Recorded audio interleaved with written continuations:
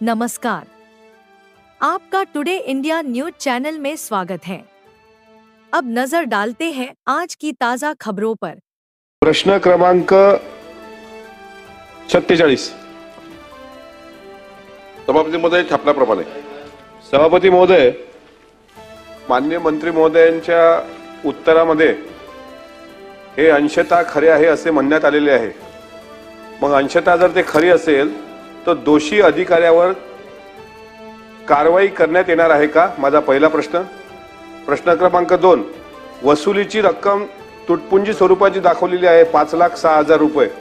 त्या तुलनेत मोठ्या प्रमाणात खनिज संपत्तीचे अवैध उत्खनन करण्यात आलेले आहे, याची चौकशी करणार आहात का। प्रश्न 3, हा अकोला जिल्ह्यातील बाळापूर तालुक्यातील अवैध वीट भट्ट्या संदर्भातला प्रश्न असल्यामुळे अवैध उत्खनन करून दंड भरून उत्खनन करणारे मोकाट सुटून पुन्हा गैरमार्गाने उत्खनन करत असतात, त्यामुळे त्यांच्यावर कायमस्वरूपी कायदेशीर कारवाई करण्यात येणार आहे का। आणि चौथा प्रश्न, बाळापूर येथे किती वीट भट्ट्या आहेत, त्यापैकी किती वीट भट्ट्यांची तपासणी करण्यात आली आहे, यामध्ये अवैध वीट भट्टीधारकाकडून किती दंड वसूल केला गेला, तसेच स्वामित्व धनाचा भरणा किती करण्यात आला, याबाबत आपण खुलासा करणार आहात का।